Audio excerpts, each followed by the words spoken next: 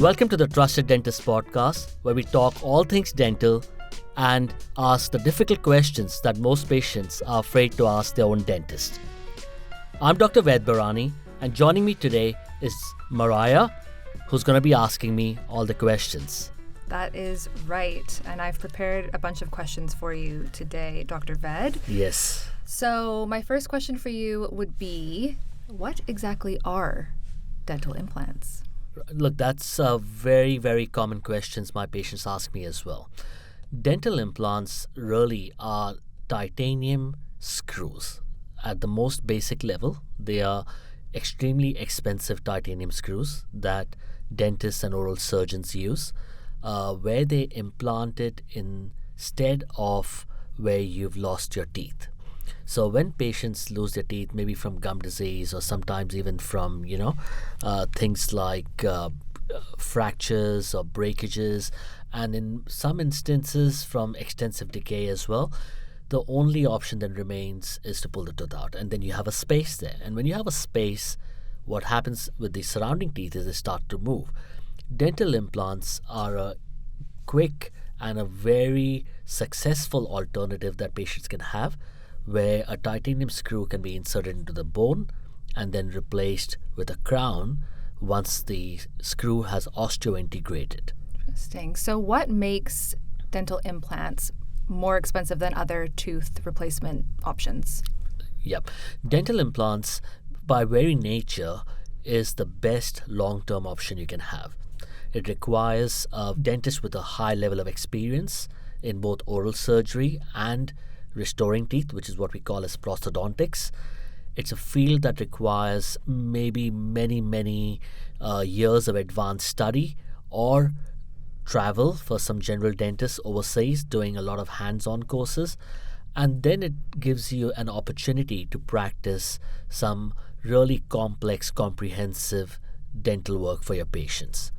So the price of a dental implant is not just the cost of the actual implant, but it is the experience the dentist has to be able to deliver that biologically and mechanically for the patient. Wow, yeah, sounds very complicated.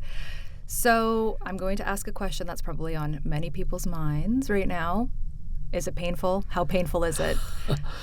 Well, no one likes pain at the dentist, right? Dental implants are usually done in the dental chair with a local anesthetic. If it's a simple procedure with replacement of one or two teeth with dental implants, it can be quite easily accomplished with local anesthesia. Once you have the dental implant in there, usually the recovery is quite straightforward, no different to having a tooth extraction. You might be on a soft diet for a week, you might need some painkillers over the counter like Panadol or Nurofen, and sometimes antibiotics if needed if you're dealing with an infected site. But most often, our patients complain of very little discomfort after a dental implant surgery. Okay, that's very interesting. So can you kind of give us an overview of what people can expect from start to finish when coming to you for an implant? Yeah, sure, of course. We have a very set protocol in assessing our patients when they come in for assessment for dental implants. It starts off with a very thorough history and asking them questions around why and how they lost the teeth. Following from there, we obviously do a thorough clinical examination. Radiographs are taken, and in this instance, the x-rays are not your routine dental x-rays. They're what we call as cone beam computerized tomographic radiographs. Now, I know that's a big word, but really what all that is a CT scan of the jaw where we can see the bone in 3D volume and assess it for quality and quantity, height and width. Once we have all that information and we've done a good medical assessment for our patients, we can then recommend clinically whether they are suitable candidate to have dental implants. And that is the first starting point. Some implant treatments require bone grafting, and it's not uncommon for my patients to come in and tell me that I went to so-and-so person and this guy scared me because he said he's going to do a bone graft. Bone grafting in today's world is a very common supplementary procedure to dental implants. It's not taking bone from the side of your jaw or chin or from your hips. That's all, very, very old school. For For simple dental implant treatments, 1 or 2 implants, and even for extensive dental implants, now we use what we call as autogenous bone, which is taken from the site, or sometimes bovine bone from cows, and these are all supplied by biologic companies, and they can be easily used during surgery. So that's your next step, is to assess what else is needed along with your dental implant. The third step from there is to schedule the surgery, either under local anesthesia or general anesthetic. As you know, Mariah, our practice actually provides both general anesthesia as well as local for some patients who don't want to feel anything during surgery. And that's the surgical component of dental implant. The dental implants then usually take about 2 to 5 months to osteointegrate with the jawbone, depending on the conditions of the site and the patient's own medical. And usually at that time, it's a matter of doing some digital impressions for the patient and then producing the final tooth that gets attached onto the implant. And that is the final appointment for a dental implant. So all up, you're looking at anywhere between 3 to 6 months to complete a dental implant treatment. Wow, that sounds intense. I had no idea about cow bones. That's wild. Okay, so with all of that knowledge, I'd love to know, how long do implants actually last? Again, a great question. Dental implants, if you take good care of them, are for a very, very, very long time. Very few dental treatments that we do in the complex arena can last for 20 to 30 years. Titanium screws and well osteointegrated dental implants can last very long period if you come in for a regular maintenance and also take care of them, and if you're clenching or grinding, wear a night guard to keep the forces away. And if we put all these maintenance and little bit of the care around the actual longevity, then we usually have a good lifespan for dental implants. Wow, okay. I guess like anything, if you take care of it, it lasts longer. Okay, perfect. So this is probably a very silly question. What would you say the comparison is between implants and dentures in day-to-day life? Yep. Dentures is what people hate most. Right. It's not uncommon for my patients to walk into my practice and take the denture out of their mouth and throw it on the table and say, "I hate this, give me something fixed." That's really your most basic difference. Dentures are removable. Full dentures are bulky, they're cumbersome, they do affect your speech, your taste, and also your ability to chew down on things. When you have a denture, it actually is a handicap.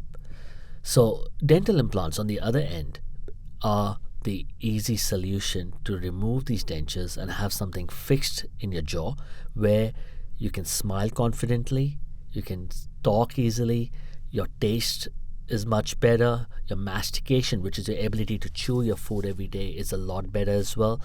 And because of all those reasons, your general health becomes better as well. So again, very, very different options. Unfortunately, I know the follow-up question from my patients always is, how much does it cost? Isn't that right? Definitely. That was right on the tip of my tongue.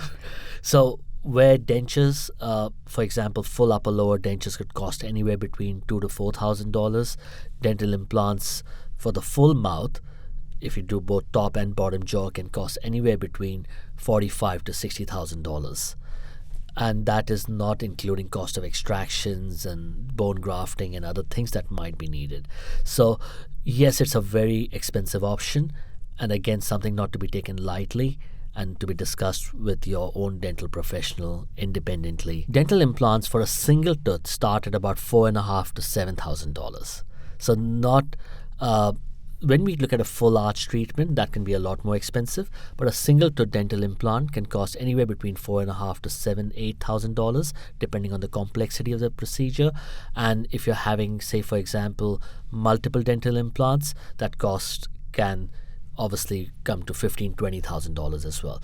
But for a full arch of dental implants, like an upper jaw, lower jaw, you could be looking at anything between $25,000 to $40,000 per jaw. So that's how wide the range is of cost of dental implants. So it's really important to seek a second opinion and obviously make sure you're making the right decision for yourself.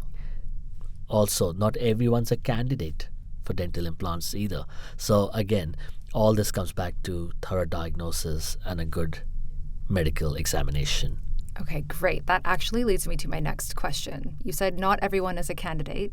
So who are implants not a good fit for? Yeah.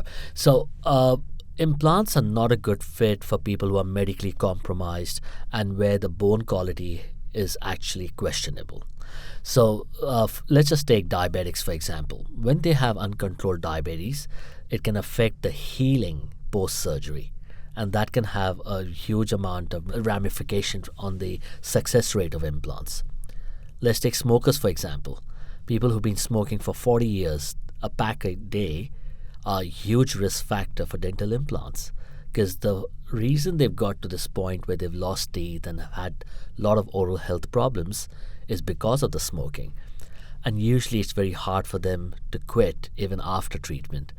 So the most amount of complications we get with dental implants are with these kinds of patients with chronic inflammatory diseases, medically compromised, uncontrolled diabetes, chronic smokers, and those are the ones we would tread carefully. And unless there's a plan to reverse these things for them, we would usually try to keep away from major oral surgery. Good to know. Are there any other complications that people should be aware of with this? Yes. Well, like any other medical procedure, dental implant surgery also comes with its own set of complications. One of the most common complications are infection in the site, and that can be caused by bacteria. And no matter how much precaution we take and how sterile our procedures are, these things can happen. So we need to have a protocol, and the surgeon who's treating you or the dentist who's doing your dental implants needs to have thorough knowledge of complication management as well. And that is one of the most common things that we see in the practice. Some of the other problems we see is patients with clenching and grinding that put excessive forces on the implants and do not wear night guards or haven't considered other therapies for their clenching. They can cause a lot of damage to implants over a period of time from excessive forces. So again, all these come back to pre-assessment and assessing the implants for longevity. Okay, very, very interesting stuff. Okay, last question. If someone is feeling a bit uncertain about whether this is a good option for them, what might be some good questions or factors to help them decide to go down this route? Sure. If you're not certain if dental implants are good for you, the first thing would be to book an appointment with an experienced dentist or an oral surgeon. This would involve them taking some advanced x-rays, like I told you, like cone beam radiographs, also assessing them for their medical health, and then giving them some clear idea what the options are. The good thing about our world of dentistry is that there's no one size fits all, and there's lots of different ways things can be done. And there are many techniques now that we can use to help people get on with their life and have a quality life with fixed dental teeth. So, look, it's a very broad question and clinically hard to answer, but I feel that the first point of call would be to find a really good dentist. That's the starting point. Amazing. This is all super great information. Thank you so much, Dr. Ved. That's all the questions I have for you today. If you're on a journey to improving your smile, take your time and ask the right questions. And always seek understanding before making a decision, because the best decisions are informed ones. If this episode has helped you in any way, share it with someone who might need it. This podcast is for entertainment purposes only and should not be taken as medical advice. Before making any treatment decisions, please seek independent medical advice.